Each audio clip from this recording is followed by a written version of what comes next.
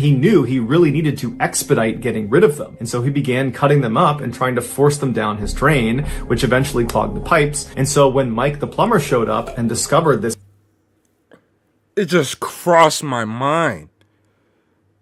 Niggas was showering in that shit, bro. That's disgusting. Meaty substance. Come on! What's the matter with you? There is no tomorrow. There is no tomorrow. There is no tomorrow. Oh no, we gonna. I don't like to skip stuff. I've only skipped something once, and if you are OG, you know which video that was that I skipped. It was so damn scary. All right, so this video right here. This video is so interesting to me because I love when you guys suggest me stuff. I try my best to check out every suggestion. But why this one is so good is because one of you guys apparently was close to this story, right? Now, Paris commented and she said to watch this video by Mr. Ballin, top 3 stories that sound fake but are 100% real, part 11. Because the second story took place when she was California Highway Patrol. Now, we got the Popo in the chat. What? I don't want to snitch on you, but you got the Popo in the chat. What? Right? No, it's all jokes, but I'm excited to, you know, see what this story entails. I'm actually big on story. I love just sitting down, seeing what y'all up to and whatnot. Let's see. Let me see. Like Amy said, he's out of school. Funny AF. Nicotine fit is no joke. Lou, you ever watch Scared Straight with Tom Segura? I actually did. I actually think you suggested it to me. I don't know what happened with that. It should be up on my channel. If not, it was probably a copyright issue. Mr. Ballin fire for sure. Yay, I do know. Non-badge, hun. Okay. I ain't gonna do you like that then. Okay, I like that. That means you got some decent stories then. I would like to hear them. All right, guys. So, not gonna waste no more time. Y'all know how this thing go. We already got the intro. It's your uncle. Himself stationed inside of a trench in northern France. By this point, Henry was already considered a war hero, and he would go on to become the most decorated British soldier in World War I. But his awards are not what he is remembered for. On September 28th of that year, after a long day of fighting, Henry was propped up on the edge of his trench looking out towards the German line. It was dark and quiet, and there was mist in the air, and at some point, Henry noticed a figure way off in the distance walking towards him. Henry instinctively raised his rifle, but he didn't pull the trigger. He wanted to make sure who he was shooting was his enemy, because it could be one of their own men who got wounded and was making his way back to the trench. And so Henry's looking down his gun, staring at the sky, waiting to figure out who he is, and after a few seconds, out of the mist walks a badly wounded German soldier, so it is his enemy, but he wasn't carrying a weapon, and he didn't appear to understand he was walking directly into Henry's sights. Henry aimed his rifle right at this German man's heart, but he didn't pull the trigger, and the man just continued to walk directly towards Henry until he got about 30 meters away, at which point he stopped and looked up and realized his mistake. But instead of trying to run away, he just stood there and stared at Henry, seeming to accept the fact that he was about to die. Now, Henry had shot many men during the war so far, but he just could not bring himself to shoot this. You know, that's the vibe right there. You gonna light up for that one? That's the vibe. That's the vibe. I ain't gonna lie. It's 8. Oh!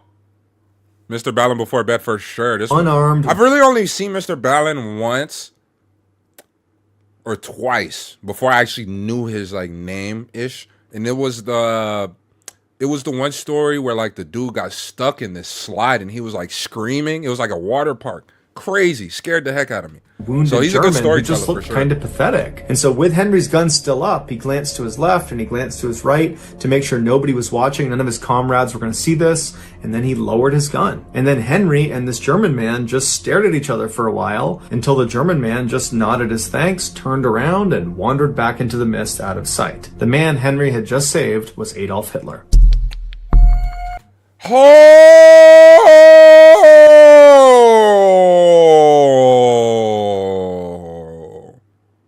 Hit the like button. That's a banger. That's a banger. That's a banger. Okay. Now, number 2. This was the story that Paris said took place while it was involved with the CHP. So, let's see. In the early morning hours of June 10th, 1994, Deborah Hoyt suddenly woke up in the middle of the night. She and her husband were staying with relatives in Sacramento, California, and they were supposed to be there for the next couple of days. But as she was sitting there, she had this overwhelming urge to want to leave right then and there and head back to their home in Lake Tahoe. Because she didn't really know what to make of this overwhelming feeling, she shook her husband awake and told him about it. She thought that maybe something was wrong, and he said, you know what, you probably just had a bad dream and you're kind of waking up still half in your dream. It's not a big deal. Just go back to bed. I'm sure everything is totally fine. And in the morning, if you still want to, I'd be happy to leave. And so Deborah said, yeah, you're right. I'm totally overreacting. I'm sure it was just a dream. And she laid back down to try to go back to sleep. But as she laid there, that sense of dread that something was wrong and that she had to leave right now, it was just growing and growing and growing until she just jumped out of the bed. She's just standing in the room and she says to her husband, honey, we gotta go right now. I don't know what's wrong, but we gotta go right now. And her husband did not want to go. And he said, come on, Deborah, get back in bed. It's not a big deal. But she was adamant. She said, get out of bed. We're leaving right now. And so begrudgingly, her husband said, okay, we'll leave right now. And so the two of them hastily packed up and then went downstairs and left a note for their relatives explaining their absence, and then they got in their car and they drove off. After a little while, the couple reached a very dangerous section of their journey back home. It was called Bullion Bend, and it was a very windy road up in the mountains where one wrong turn and you're going flying down the side of a mountain. After driving through this area for about 15 minutes, they rounded a particularly sharp turn, and as soon as they made the turn and could look down the road, Deborah, who was in the passenger seat, she saw up ahead on the right, off the side of the road several feet, something that was just lying there on the side of the road. She didn't know what it was. She thought it was maybe a bag or some trash or maybe a dead animal. And at first she was just going to dismiss it. But as her husband drove closer and closer to it, the light began to illuminate it, and she looked at it and couldn't really discern what it was until they were right next to it. And she looked out her window and she noticed it was a woman's body, a woman who had no clothes on, who was just lying there totally motionless. And Deborah immediately turns to her husband and says, honey, I just saw a dead woman on the side of the road. And her husband immediately is kind of panicked and doesn't slow down. He just keeps driving and says, hey, should we stop? Should we turn around? I mean, maybe she's not dead. Maybe we can help her. But Deborah at this point is now terrified, and she's saying, no, keep going. Don't go back. I bet it's a trap. Someone probably put her there and they're going to lure us in and they're going to attack us if we try to stop and help her. And so, bro, why do I be thinking that? Every time I see something on the side of the road, I'm like, dad, that's fishy, bro. I'm just like, my conscience is like, man, I should stop. But then I'm like, damn, I'm going to get bludgeoned over the head and get thrown in the back of a trunk or something like that. And I'm not little, you know what I mean? This kind of chaotic, frenzied... Wait, hold on. Palmyra Wolf's story in Mount Shasta story scared me. That sounds like a meme, LOL. I was expecting it to be that soldier while Taylor Swift or something, LOL. T Swizzy. LML, calm your head down, Deborah. LOL. I know, right? It was a body. Okay. Reaction that Deborah and her husband are having, they decide that their best course of action is just to drive on and find the next payphone and call the police. And it just so happened that less than a quarter of a mile away was a ranger station with a phone. And so they pull into the parking lot and Deborah calls the police. The police tell her to wait inside of her car and they'll be out in a couple of minutes and they're going to need her to bring them up to where she saw this body. So a couple of minutes goes by, the police show up and they tell them to drive back up the road, but stop about 200 yards short of where you believe this woman's body is. And so Deborah and her husband, they get back in the car, they drive back up the road where they came from, and right at this point where the road turned very sharply is where Deborah knew on the other side of this turn would be this body. And so they pulled over on the side of the road, the police came up on their side, and they said, yep, right around the corner, you're going to find her lying on the ground on the left side. And so Deborah and her husband are just sitting in the car watching as the police go up, they make that turn, and they kind of disappear out of sight, and then they see their spotlight moving around on the other side of this turn, and so they figure, okay, they're looking for the body. But after several minutes, the police came back down the road, and they stopped next to Deborah's car, and they said, you know what, guys? We didn't see anything up there. There wasn't a body. There wasn't anything out of the ordinary. And Deborah would say to police, I'm not lying. I know what I saw. It was a woman's body right there in front of me. I know it. It's right over there. And they would tell her that we believe you, but we can't do anything because there's nothing up there. And so they told Deborah and her husband to just head home, and they did. After Deborah and her husband took off and were gone, the 2 responding officers drove back to their police station, and once they were inside, they began speculating about what Deborah might have seen. And as they were talking, another officer came into the station, a guy by the name of Rich Strasser, and he overhears them, and he goes over. He's intrigued, and he asks them, what happened? What did you see? And they explained to him that this woman, Deborah, had spotted a supposed dead woman's body up on Bullion Bend. And as soon as he heard Bullion Bend, Rich remembered that just a couple of days ago, they had received a missing person report of a young woman named Christine Skubish and her young son named Nick, who had gone missing, and the last place they had been seen was up on Bullion Bend. And so Rich wondered if maybe there was a body up there, and maybe it was Christine's. And so the next morning, Rich got up early and he headed out to Bullion Bend, and when he reached the exact spot where Deborah had claimed to have seen this dead woman's body, he found a children's shoe. And so he stopped his car, he got out, he picked the shoe up, and he's looking around, and he's looking for anything else that's out of the ordinary, but there's nothing on the road, there's no skid marks, there's no other debris, there's no other clothes, there's nothing. And so he walks Hey, no cap. The way the story's going, Deborah seems like the crazy cuckoo one right now. She seemed like she cuckoo for Cocoa Puffs. She does seem like it. But at the same time, I'm not going to sit here and call her a liar. You know what I'm saying? over to the guardrail that overlooks this very steep embankment, and he looks down the other side, and at first all he sees is just trees everywhere, but as he's looking, he thinks he sees more clothing farther down the mountain. And so he climbs over the guardrail, and he very carefully maneuvers his way down, and after only a couple of seconds, he reaches a clearing in the branches and the trees, and he can see down to where the train kind of levels off, and right down there is a smashed up red 4-door sedan. It was the same type of car that Christine Skubish had been driving when she went missing. And so Rich ran down the mountain, following debris all the way to this wrecked car. He goes around to the driver's side and he looks inside, and there in the driver's seat is Christine Skubish, and unfortunately she was deceased. And then on the passenger seat is her son, Nicky, and he is alive, but barely. He had gone 5 days without food or water. And doctors would say when Rich found him, he probably only had about 1, maybe 2 hours before he would have died as well. Authorities believe Christine fell asleep at the wheel and she drove off that embankment. Initially, Rich believed Deborah must have seen Christine when she was driving through the mountains and saw that woman on the side of the road. After her accident, Christine must have gotten out of her car and then climbed up that embankment and then laid on the road, hoping someone would see her. And then when no one stopped for her, she went back down to her car where she ultimately died. But according to the coroner, that would have been impossible because when Christine crashed off the road, she died on impact 5 days before Deborah saw that woman on the side of the road. So it could not have been Christine. To this day, no one knows for sure who or what Deborah saw on the side of the road. What the fuck? Wait. What the fuck? Hold on. So let me get this straight. They're saying it wasn't even the lady that was involved in the crash. I find that hard to believe. I find that so hard to believe. The reason why I say that is just because it's like, I feel like somebody played a role in that. And maybe it's just because I watch a lot of true crime and stuff. But this is just my gears. Just let me know if you're thinking it.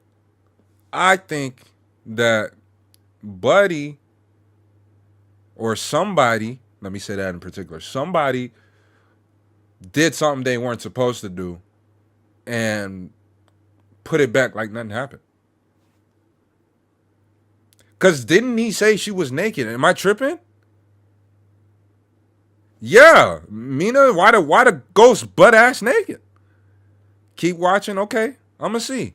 I'm scared. It is objectively true that Rich only investigated Bullion Bend and found Nicky alive because of Deborah's police report about this dead woman on the side of the road. So that boy got lucky. And Deborah was only on that road because she'd had this totally weird middle of the night urge to suddenly leave a relative's house and drive up into the mountains, something she had never felt before and didn't really know how to explain. So either this is an extremely strange set of circumstances, or Nicky had a guardian angel.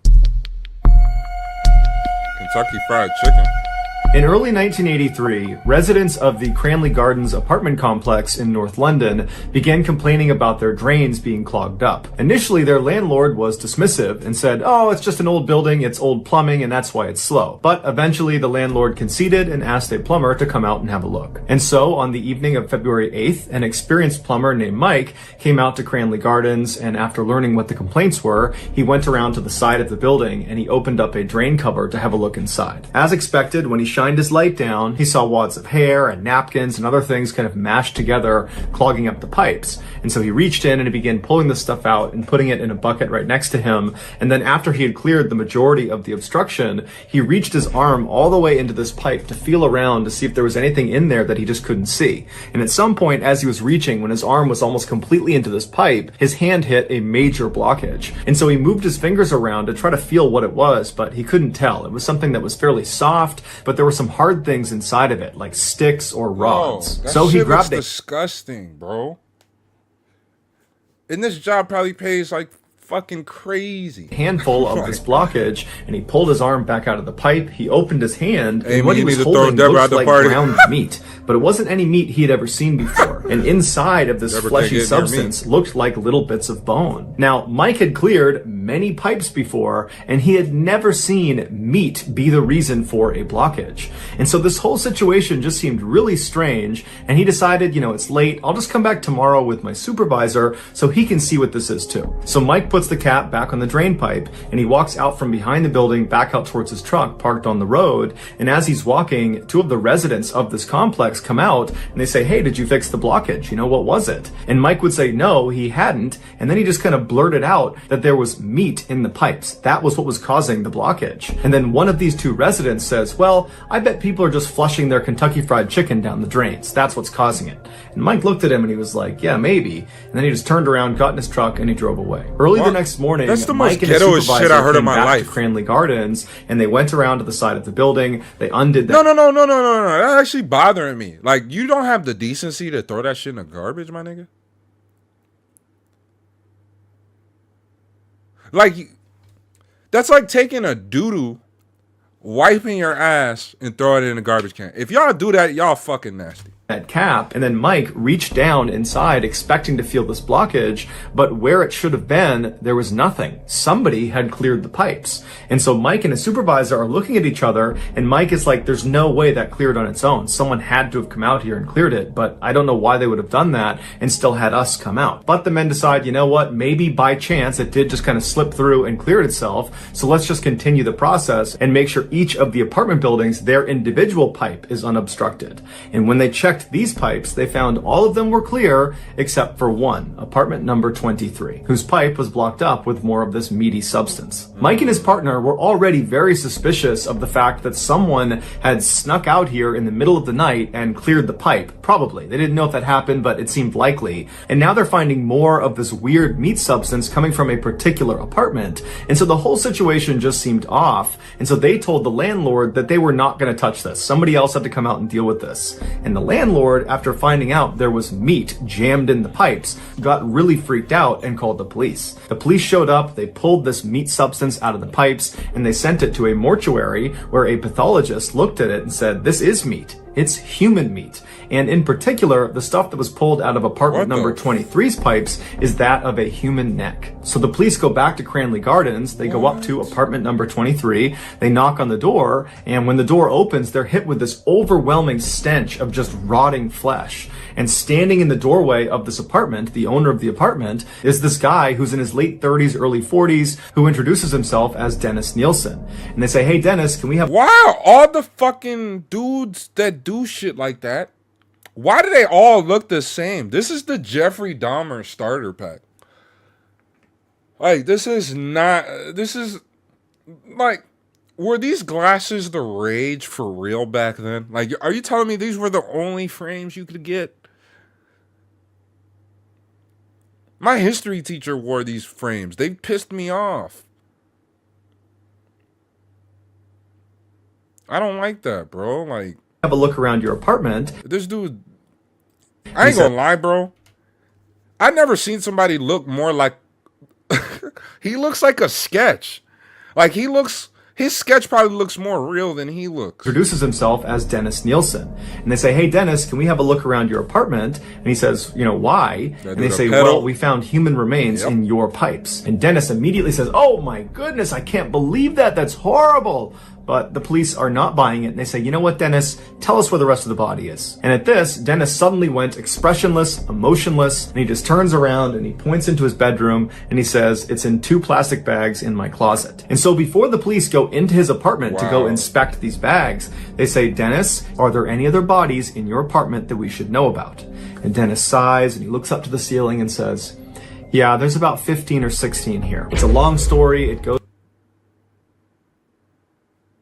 Nigga.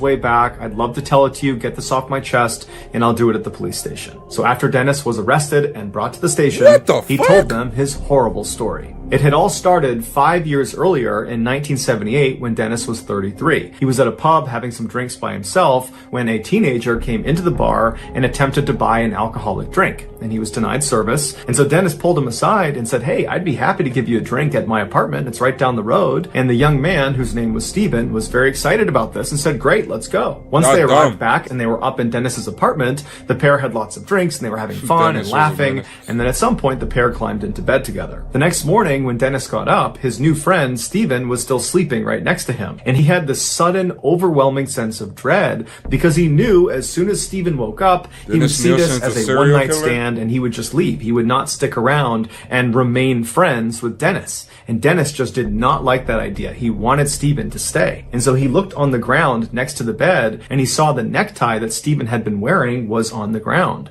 And so he got on the ground, he grabbed the necktie, he fashioned it into a noose, and then he climbed back on the bed, got on top of Steven's chest, and he looped the tie around his neck, and then he pulled it as tight as he could. And as soon as it was tight, Dennis would tell police that Steven came alive, and he began reaching for his neck and kicking Dennis as hard as he could, but he just can't get it off. And at some point, Dennis said Steven just seemed to give up. He looked up at Dennis and knew he wasn't going to get this off and that Dennis was determined to kill him. And so Steven just allowed himself to go limp, and then he slouched over. And as soon as that happened, Dennis said he relaxed. But as he's looking at Steven, he realized he wasn't dead. He was just unconscious. And so Dennis goes into the kitchen and he gets this huge plastic bucket and he fills it up with water and he sets it in the middle of his kitchen floor. And then he gets a bunch of kitchen chairs and he lines them up like a table right in front of this bucket of water. And then he drags Steven's body into the kitchen and he lays him on his back on these chairs, but make sure his head is not resting on the chair. His head is kind of dangling off the back of these chairs. And then he grabbed that bucket of water and he slid it right underneath Steven's head. And then Dennis got on top of the chairs, on top of Steven, and then he pressed the young man's face straight down so his head went backwards until his mouth and his nose were under the water. And Dennis held him like that until Steven regained consciousness, but again, he didn't fight it. He knew he was doomed. And after several minutes, the bubbles stopped coming to the surface and Steven was dead. Dennis pulled his victim off of the chairs, he brought him into the living room and he sat him on a chair. And then Dennis went into the kitchen and he made himself a cup of coffee and he smoked some cigarettes. And then he just stood in the doorway and looked at Steven's body. And he would tell police it was a very bizarre experience because Steven still looked like he was alive. In fact, Dennis would try talking to him as if he was going to talk back, but obviously he didn't. And at some point, Dennis realized, the life he had before he killed Steven was now over. He had a new life and he didn't really know how to handle it. And so the first thing he thought to do was to clean Steven. So he took Steven's body and he brought him into the bathroom and he gave him a very long bath, cleaned his body, cleaned his hair. And then afterwards he got him out, he dressed him and put him into his bed. And then Dennis climbed into bed with him and laid with him. And he would tell police as he laid there, he suddenly felt overjoyed. Steven was not going to leave him. He was going to stay here as long as Dennis wanted him to. After laying with him for some time, Dennis realized he had to find a way to hide Steven's body in his apartment so no one could find him. And so he left his apartment and he went to a hardware store where he got an electric knife and a big storage bin. And he brought them back to his apartment, and as he was about to cut Steven up, he just couldn't go through with it. So instead, he just climbed into bed and took a nap next to Steven's body. When he got up again, he moved Steven's body onto the ground in his living room and covered him with a blanket. And then he went and made dinner and then sat in his chair in the living room right next to this body on the... Bro, how can these people have a conscience to do this? I can't even fathom, like, the normalcy, like, I'm hearing from this guy. Like he's going around with like he's laying with the dead body. He's leaving and coming back to the dead body as if it's a person. Cleaning it, doing all that. Like, that's so weird, bro. On the ground and watched TV for a while. When he was done watching TV and eating, he looked at the body on the floor and realized, he really hadn't made any progress in terms of hiding him somewhere in his apartment. And that's when he remembered he had a loose floorboard in his apartment. And so he went over to the loose floorboard, he pulled it up, and he saw there was a space under the floors. And so he pulled a couple more boards up, and then he grabbed Steven's body and he attempted to force him down into this space. But by now, Steven's body had begun to stiffen up from rigor mortis. Specifically, his arms were outstretched like a Y over his head. And so as Dennis is trying to force him down in there, his arms were not allowing him to go down into that small space. So Dennis took Steven's body and he propped him up against the wall in his bedroom. So the body is against the wall, rigid, standing up with its arms up over its head, and Steven's eyes were still open. And then after that, Dennis just got in bed and fell asleep. So all night, this corpse is staring at Dennis in his bed. And then the next morning when Dennis got up, there was Steven still up against the wall with his hands in the air looking down at him. Dennis grabbed Steven's body and put it on the ground,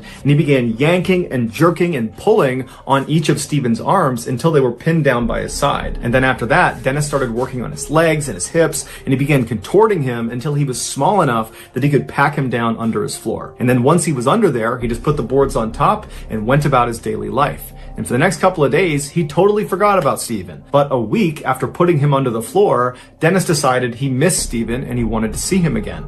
And so one night he opened up the floorboards, he looked down, and there was Steven, and Dennis would say it looked like he was dirty. So he pulled him out of the floor and he gave him another bath. And then after he had cleaned Steven, he pulled him out of the water, he dried him off, and he put him in the chair. And then Dennis took a bath himself in the same water he had just used to clean Steven. After a long soak in this tub, Dennis finally got... It's like this nigga's playing a game. How nasty and fucking disgusting can I be? Like, what the fuck?